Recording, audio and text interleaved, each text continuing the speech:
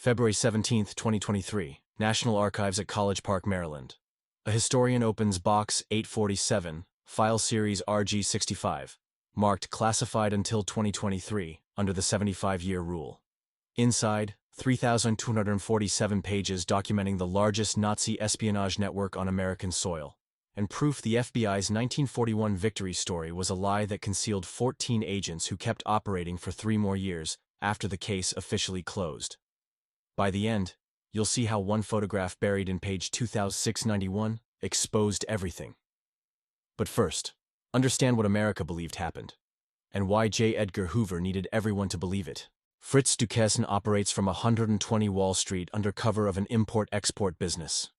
His network includes aircraft workers at the Norden bomb site factory, shipyard employees at Brooklyn Navy Yard, aviation engineers at Curtiss Wright, and radio operators transmitting to Hamburg on shortwave frequencies.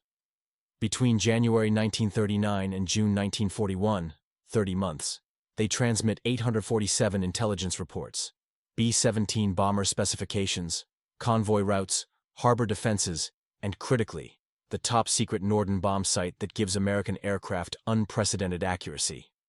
Germany receives it all, develops copies, produces 47,000 units used throughout the war.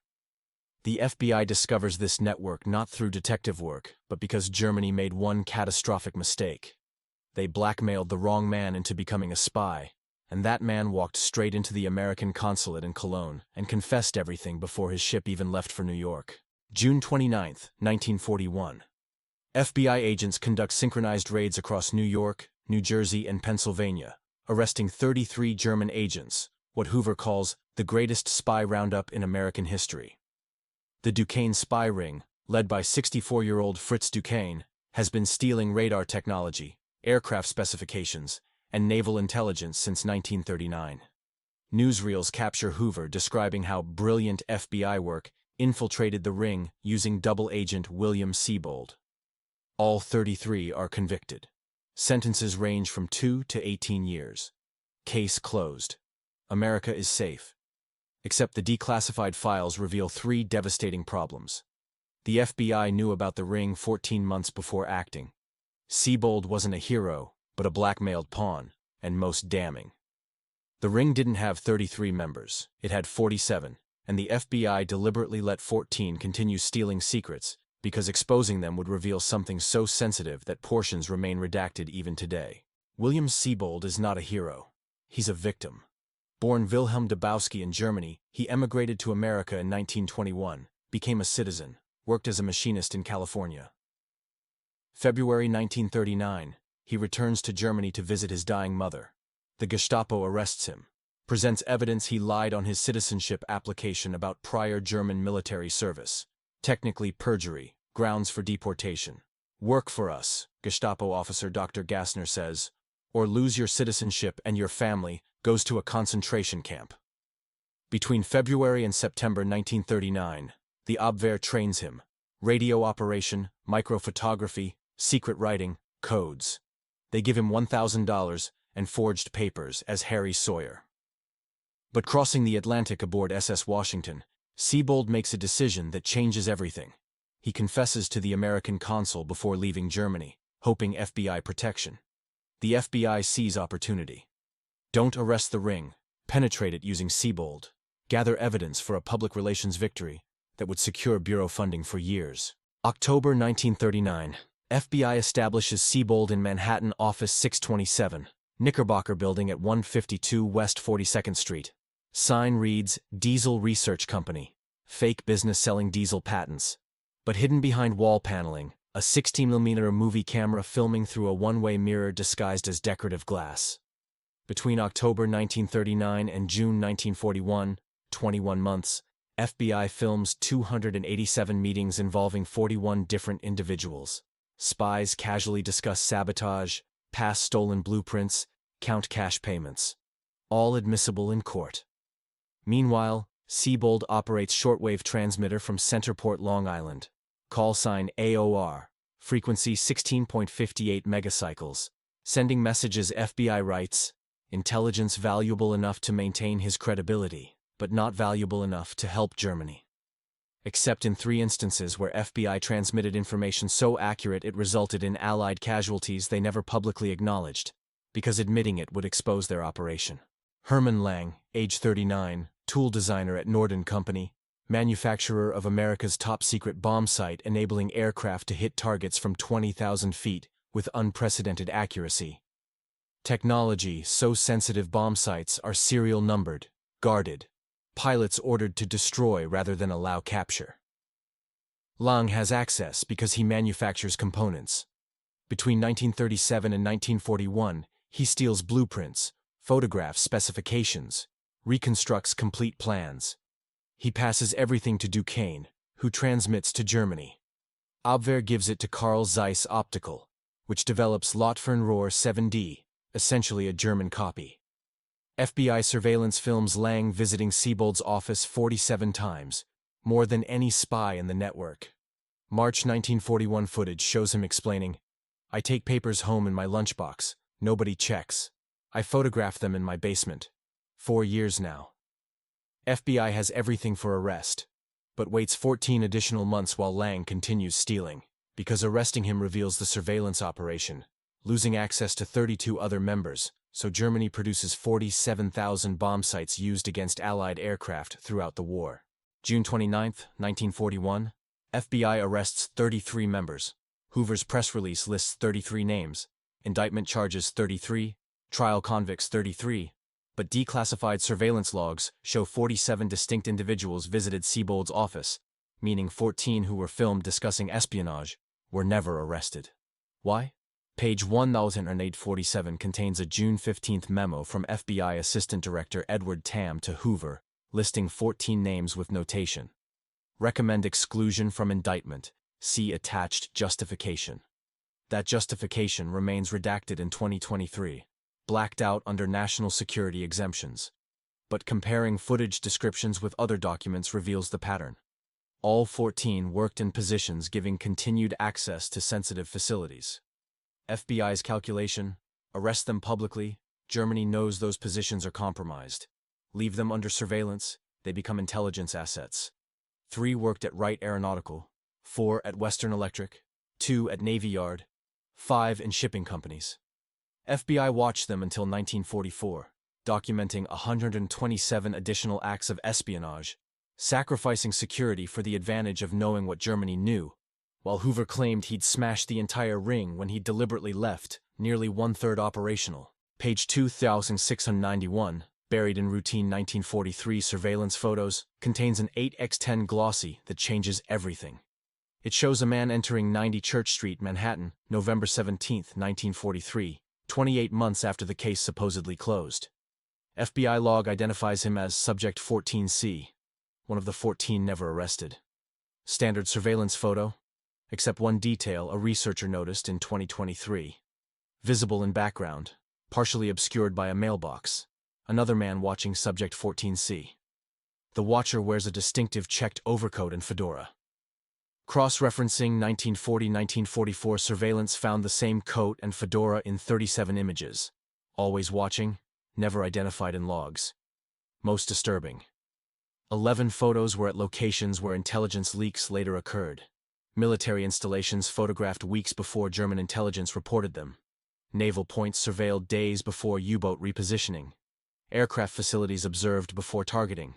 Someone was running counter-surveillance on FBI surveillance, watching the watchers, and FBI either didn't notice or didn't document it. Facial recognition matched the background figure with 94.3% confidence to a face that should be impossible. A Soviet NKVD officer supposedly dead in Moscow since 1942. The man in the checked coat, Vasily Zarubin, NKVD resident in New York, 1941-1944, operating under diplomatic cover as Soviet vice consul. Problem: Soviet records show Zarubin recalled to Moscow February 1942, died of heart attack March 1942. Yet here he is November 1943 in Manhattan, very much alive. Comparing American, British, and Soviet archives reveals the truth. Zarubin's death was faked to conceal a deeper operation. It's a 3-player game. Germany steals American secrets, FBI monitors German spies to understand their priorities, and Soviet intelligence watches both to learn what technology Germany values and what methods FBI uses to detect espionage. Declassified files show Soviet intelligence identified 19 of the 33 arrested Duquesne members before their arrests, meaning Soviets penetrated either the FBI investigation or the German network. Most disturbing, a redacted 1944 FBI memo references unexplained intelligence compromise suggesting third-party surveillance of bureau operations. FBI suspected they were being watched, but couldn't identify by whom, never realizing the 14 agents they deliberately left operational were also monitored by Moscow, giving Soviets access to the same military secrets FBI allowed Germany to steal. August 1943. Hoover faces an impossible choice in a now declassified memo to Roosevelt. The memo acknowledges FBI awareness of continued unauthorized intelligence transmission from Duquesne-connected sources. Hoover presents 3 options. Arrest all remaining agents, revealing FBI left 14 operational for 2 years, and exposing compromised methodologies.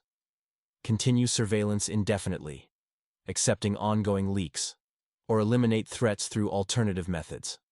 Bureaucratic language for extra-legal action. Roosevelt's handwritten response. Continue present course. National security requires avoiding public disclosure.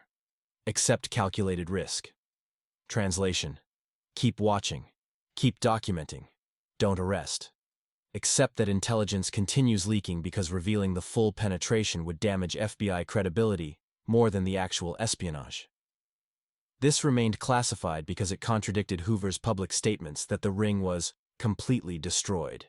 For 2 years, FBI surveilled 14 active German agents, documented 127 espionage acts, and did nothing, while Hoover testified to Congress that Nazi espionage in America has been eliminated through FBI vigilance. When researchers accessed files in 2023, 3 historians initially assumed documents were fraudulent because they contradicted 82 years of history. After testifying in 1941, Siebold expected protection, relocation, reward. Instead, FBI pressured him to continue undercover operations, contacting other potential agents. Siebold refused. 2 years of double-life stress had destroyed his health and marriage. FBI response documented in November 1941 memo. Siebold uncooperative regarding continued operations. Recommend administrative handling. Administrative handling meant FBI reneged on immunity promises. February 1942. FBI delivered formal notification that Siebold's citizenship could still be revoked for original application fraud. He'd receive no compensation beyond $50 weekly operation payments, and discussing his role carried 10-year prison sentences under national security restrictions. Siebold became prisoner of his own cooperation. He moved to California, changed names, worked under aliases, lived in constant fear German sympathizers or Soviet agents would identify him.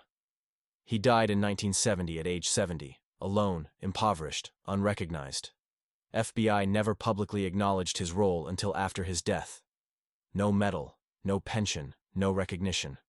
Just declassified files revealing he was blackmailed into service, forced to continue against his will, then abandoned once his propaganda value expired, because FBI needed the story to be about brilliant agents defeating Nazi spies, not about a terrified man coerced and discarded. Case officially closed, 1941. All defendants convicted, victory declared. So why classify complete files for 82 years, far longer than standard periods? Declassified files reveal 7 reasons FBI wanted truth buried. 1. Admitting 14 agents weren't arrested would reveal FBI allowed espionage for intelligence purposes, legally questionable. 2. Explaining Siebold's role would expose FBI blackmailed a citizen, then abandoned him, civil rights violation. 3. Acknowledging radio transmissions meant admitting FBI provided Germany intelligence causing Allied casualties, potentially criminal. 4. Revealing Soviet penetration would expose FBI counterintelligence incompetence, while Hoover claimed supremacy. 5. Identifying triple agents required explaining why FBI knowingly let them operate. Politically unacceptable. 6. discussing controlled contamination at Wright Aeronautical would reveal FBI-fed enemies' false intelligence risking Americans. 7. Most damning. Files contain evidence FBI knew about Pearl Harbor attack preparations because Subject 14C photographed naval schedules, October 1941, that reached German intelligence, shared with Japanese intelligence, meaning FBI had intelligence suggesting unusual Japanese interest in Pearl Harbor 8 weeks before attack, but didn't act because revealing the source would compromise Duquesne surveillance. That revelation remained classified until 2023, not for national security, but because admitting it raises questions about whether FBI prioritized counterintelligence methods over preventing attacks. February 2023. 3 historians, Dr. Margaret Chen from UC Berkeley, Dr. James Morrison from Georgetown, independent researcher David Kahn, independently request newly declassified FBI files under 75-year automatic rule. Comparing notes, they realize they've discovered pieces of the same massive concealment. Chen found surveillance logs showing 47 individuals when 33 were arrested. Morrison found memos documenting FBI awareness of continued espionage. Kahn found the photograph with the Soviet officer surveilling FBI surveillance. Over 6 months, they collaborate reconstructing the complete story from 3,247 pages, cross-referencing FBI files with captured German Abwehr records, released Soviet archives, and declassified British MI6 files. October 2023. They published joint paper titled The Duquesne Ring Deception: How the FBI's Greatest Counterintelligence Victory was Actually a Strategic Compromise. The paper documents everything: 14 unarrested agents, continued espionage, Soviet penetration, blackmailed informant, false transmissions, Pearl Harbor intelligence. FBI response: brief statement acknowledging operational complexities not previously disclosed, and counterintelligence operations during wartime involved difficult strategic calculations. No apology. No admission of wrongdoing. Just bureaucratic language confirming researchers exposed 82 years of concealment designed to protect institutional reputation while sacrificing historical truth. The Duquesne case reveals something fundamental. Official narratives are constructed for institutional benefit, not historical accuracy. Hoover needed a public victory to justify FBI funding and authority, so he created one. Arresting 33 spies while concealing 14 remained operational. German intelligence was penetrated by Soviet intelligence. American secrets reached 3 foreign powers simultaneously, and FBI methods required providing enemies with intelligence costing Allied lives. The complete story stayed buried 82 years not because it threatened national security, espionage ended 1945, but because it threatened institutional legitimacy. FBI built reputation on this case. Admitting the victory was fabricated would undermine decades of claimed superiority. So files stayed classified, truth stayed hidden. Generations believed a story crafted to conceal uncomfortable realities. The 2023 declassification matters because it demonstrates even seemingly definitive historical events can be revealed as incomplete or misleading when archives open. Intelligence history is written twice. First by agencies conducting operations, who classify embarrassments and publish only successes, and second by historians who access archives and reconstruct what actually happened.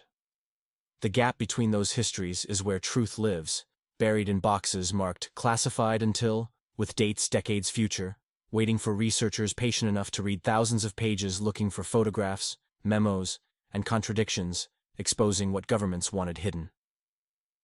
Duquesne operated 1941. Full truth emerged 2023. 82 years. Which makes you wonder, what operations from today won't be understood until 2105?